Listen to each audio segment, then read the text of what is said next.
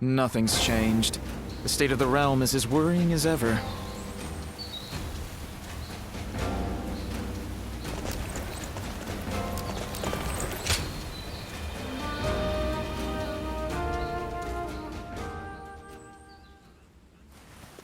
Well then, please excuse me, Lord Pang Tong. Well, don't get killed out there. Oh, speak of the devil. Greetings. Lord Shi Huang. This is the prodigy I mentioned. As good a time as any for a talk, no? Wait. This is the one? Pardon my rudeness. I am Shi Huan. I serve under Lord Li Jue. I had been conferring with Lord Pang Tong regarding some concerns, and I had heard much about your exploits in the process.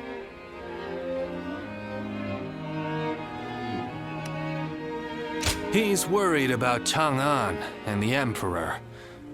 You must have heard about Li Jue's reputation, yes? Lord Li Jue is raising hell in the war with Guo Shi.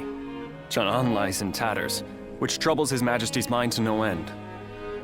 This will only exacerbate the chaos propagated by Dong Chuo. At this rate, I will no longer be able to call him my lord. But what would become of me then? And that's why I thought, why not have him consult you? Because you're not beholden to a specific master, and I'm sure you've more than enough experience to share, do you not? Who better to gauge a person's abilities than you? Furthermore, we can be assured that you will keep this matter between us. So, if Lord Shi Huang here wants to forsake his lord, who would you recommend instead? I would welcome your wisdom. Do you know of a hero who wields both the strength to protect the Emperor and the will to bring peace to the land?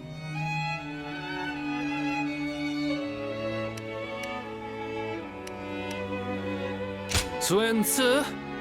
Ah, the man who succeeded Sun Jian, the famous leader. Full of energy and very capable, I hear.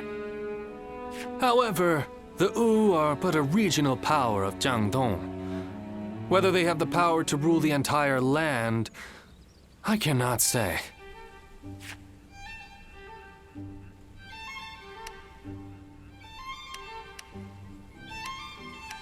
Oh, an interesting choice, that. Incredibly honorable. Known to live by his principles. That said, ruling the lands requires a little more than that.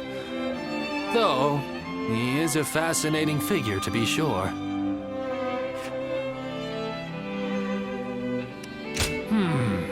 Yuan Shao, member of the renowned Yuan family. He does have a vast influence. But does he have the capacity to wield such power? That I'm not so sure of. Do you have any other suggestions? Ah, so you approve of Cao Cao then? I've heard he is well respected among his followers. The story goes that he would do anything in pursuit of his goals. Perhaps that is what it takes for one to claim the world for their own. Lord Cao Cao. I see.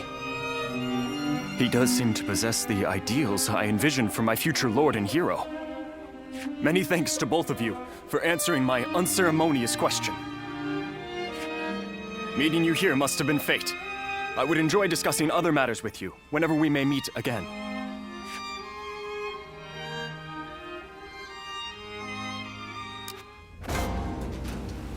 When I grow up, I'll learn to wield a weapon and fight too!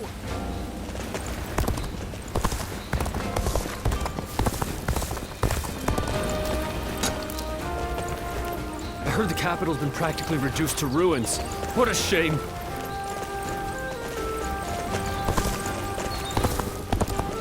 If I hear one more yay out of the people of Yay,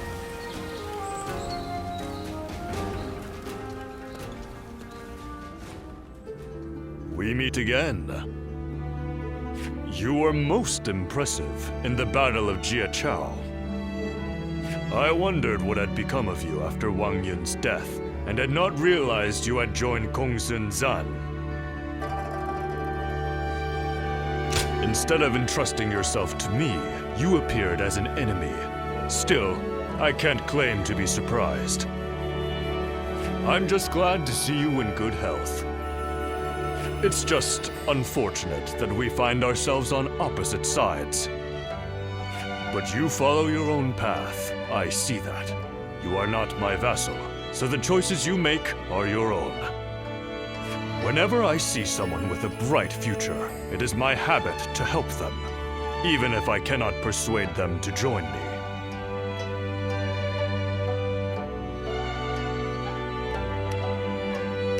As you should be. Tonight, I have prepared a splendid feast. Eat what you will, fill your belly, and prepare yourself for the morrow. One day I intend to rule over all of the land, and it behooves me to treat well those who gather under my roof.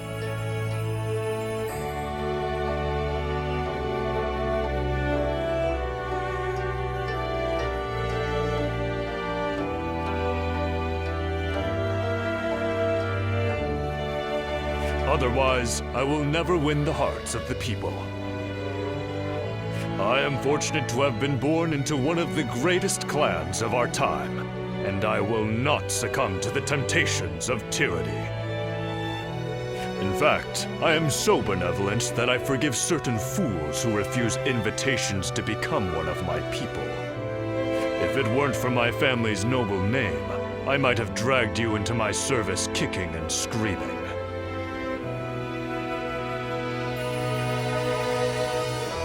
A close call, you say? You take advantage of my goodwill. Few others dare speak to me the way you do.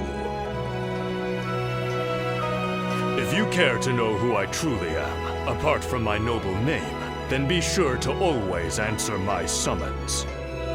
You speak your mind and do not put on airs. I find that refreshing.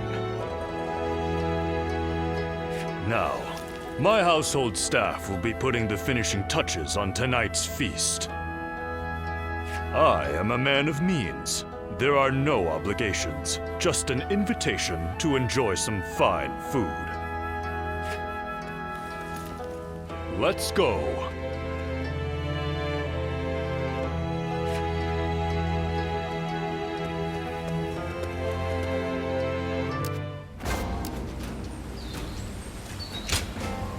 Indeed.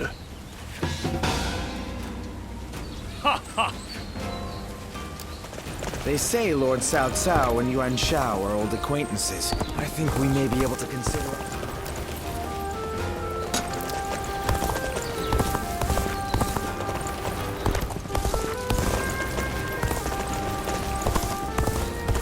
After all the work I put in to open this shop. In spite of everything, here we are, alive and kicking. That alone makes us the lucky ones.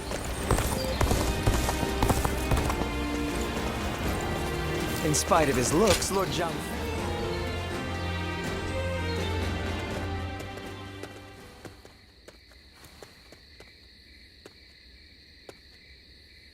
I must say, I'm surprised that you were so willing to welcome a stranger like me. But now that I've seen this calming place, I understand. We can talk here without interruption. Please try not to be so tense. We fought on opposite sides in the Battle of Jiacao, but I'm no longer your enemy. I visited you today because I'm interested in your way of life.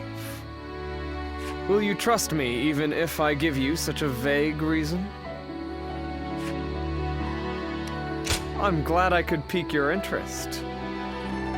Now, let us speak a little more. When I saw you on the battlefield, I found the way that you fought most fascinating. My eyes were ceaselessly drawn to you.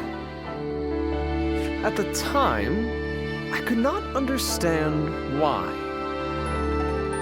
It was only later that I found the answer within myself. I realized that you represent my ideal. Precisely.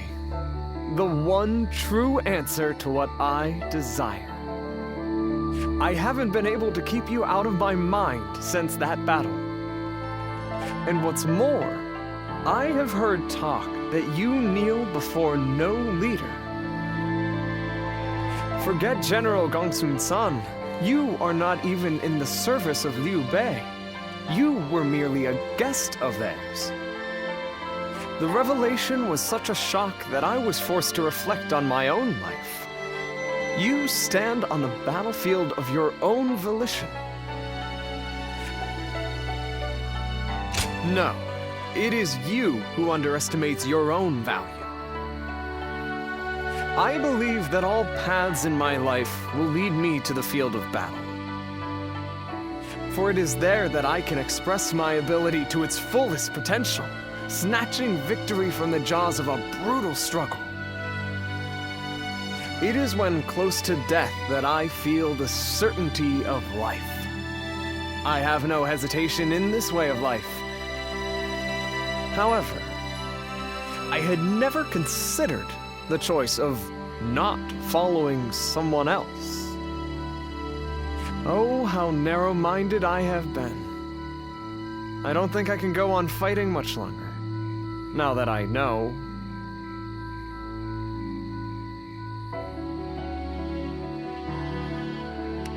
Is that so? You are a very fascinating person indeed. If you have no objections, I would like to get to know you better. Let us spend the night discussing our philosophies on aesthetics.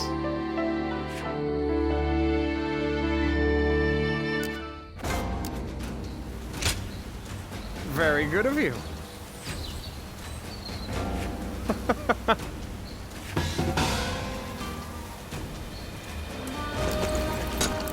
I just can't help but stare at Lord Guan Yu's magnificent beard.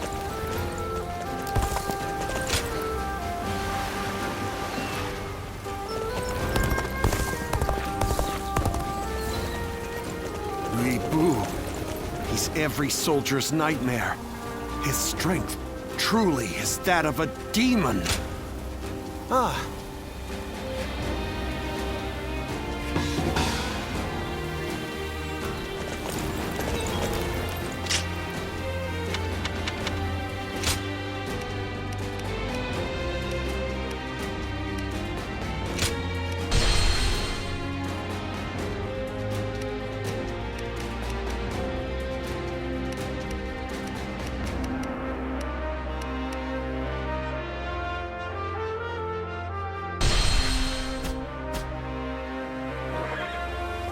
Xiao Pei is far smaller than the price we shall pay in lost trade if we are defeated.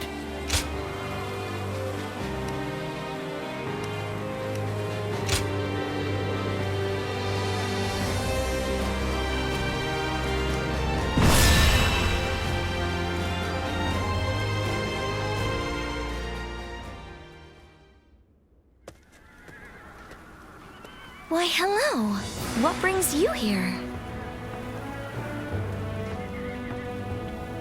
Huang Gai. I must thank him someday. He looks after us even when we are apart. I don't like to complain, but it's been lonely, stuck out here on our own.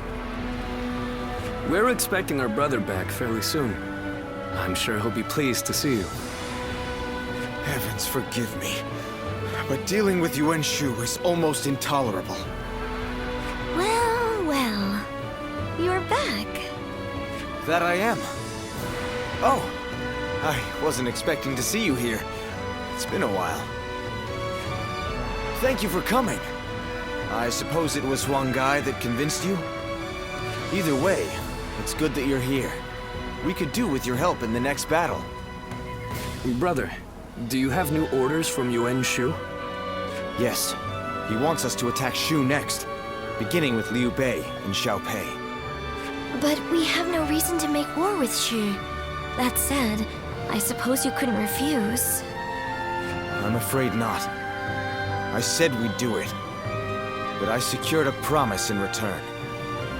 A promise? If we win this battle for him, he says he'll make sure Huang Gai and Zhou Yu, along with everyone else who fought alongside Father, are brought back to us. Everyone? Really? Yes. He gave his word. I know none of us want to do this, and I'm sorry. But this time, we'll be fighting for ourselves.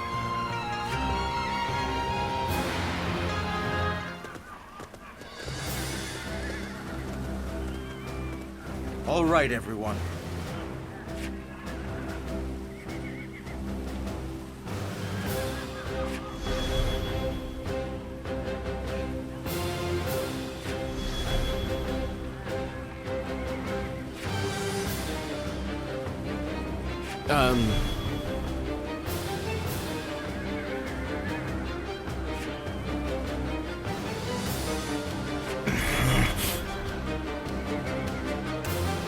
Yes.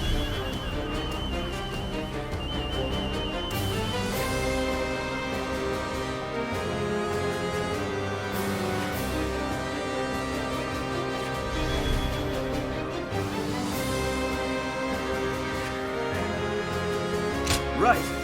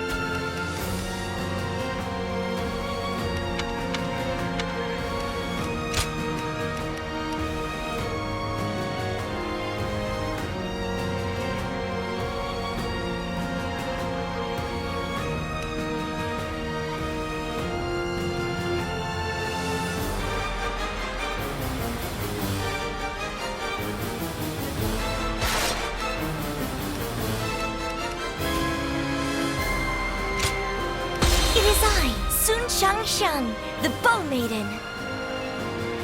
We can do it!